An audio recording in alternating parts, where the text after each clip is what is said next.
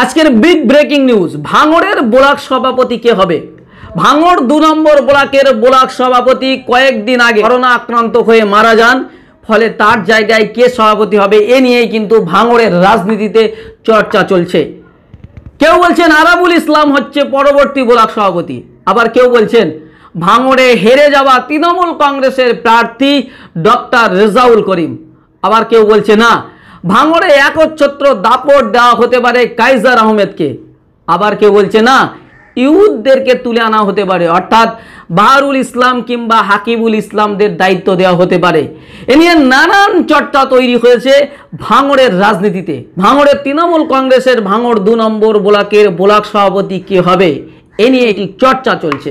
আমাদের কাছে যে তথ্য এসে পৌঁছেছে, দেখা যাচ্ছে ভাঙড়ের অনেক নেতা তাদের কেন্দ্রীয় নেতাদের কাছে, রাজ্য নেতাদের কাছে, জেলার নেতাদের কাছে তারা কিন্তু কোটি কোটি টাকার অফার করছে শুধুমাত্র ব্লক সভাপতির পদ নেওয়ার জন্য।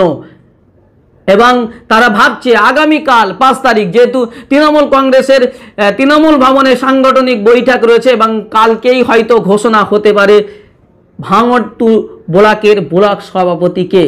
ভাঙড়ে তৃণমূলের অস্তিত্ব থাকবে কিংবা থাকবে না তা নির্ভর করছে ভাঙড় 2 নম্বর ব্লকের ব্লক সভাপতি কে হচ্ছেন। ইতিমধ্যেই আপনারা জানেন যে ভাঙড়ে একেবারেই গোহারা হেরেছে তৃণমূল কংগ্রেসের, যেখানে ঘাঁটি শক্ত ঘাঁটি ছিল, যেখানে তৃণমূল কংগ্রেস 2006 সালে জয়লাভ করেছিল, সেই তৃণমূল কংগ্রেসের ঘাঁটি ভাঙড়, যেখানে আন্দোলনের একটা দানা তৈরি হয়েছিল, যেখানে আরাবুল ইসলাম 2006 সালে প্রথম বিধায়ক হয়েছিল, সেই ভাঙড় কিন্তু আজ তৃণমূলের হাতছাড়া হলো। যখন তৃণমূল 217টি আসন নিয়ে রাজ্য দখল করছে, ঠিক সেই মুহূর্তে ভাঙড় হাতছাড়া হলো। একমাত্র সংযুক্ত মোর্চার বিধায়ক ভাঙড়ের আইএসএফ প্রার্থী নওশাদ সিদ্দিকী জয়লাভ করার পরে নওশাদ সিদ্দিকী তিনি সেখানকার বিধায়ক হয়েছেন এবং সেই জায়গাটায় দাঁড়িয়ে আইএসএফ এর কাউন্টার দেওয়ার মতো কে হবে নেতা এ নিয়ে কিন্তু প্রশ্ন উঠেছে।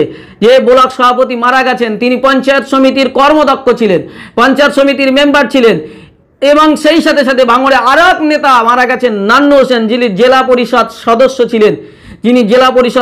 ছিলেন। সূত্রের খবর, যেভাবে আইএসএফ ভাঙড়ে দাপট দিয়ে জয়লাভ করেছে, এই জেলা পরিষদ পদে যদি পুনর্নির্বাচনে উপনির্বাচনে কিন্তু এই জেলা পরিষদ পদে এবং পঞ্চায়েত সমিতির পদে উপনির্বাচন হলে সেখানে কিন্তু আইএসএফ জিততে পারে।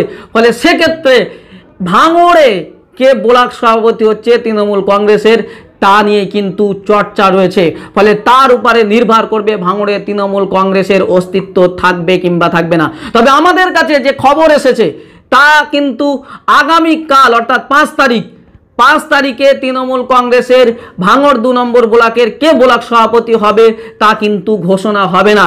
তৃণমূল কংগ্রেসের সাংগঠনিক বৈঠক আগামীকাল, সেটা হচ্ছে রাজ্য লেভেলের, জেলা স্তরের পরিবর্তন হতে পারে। সেক্ষেত্রে ব্লক স্তরের যে সভাপতি কে হবে ভাঙড় 2 নম্বর ব্লকের আগামীকাল তা কিন্তু ঘোষণা হবে না, বরং জেলা সভাপতি যিনি নির্বাচন হবেন বা যিনি নির্বাচন রয়েছেন বা পরবর্তীতে নির্বাচন হবেন আগামীকাল সাংগঠনিক রদবদলের পর, তিনিই ঠিক করবেন ভাঙড় 2 নম্বর ব্লকের সভাপতি হবে। আমরা এমনটি জানতে পারছি।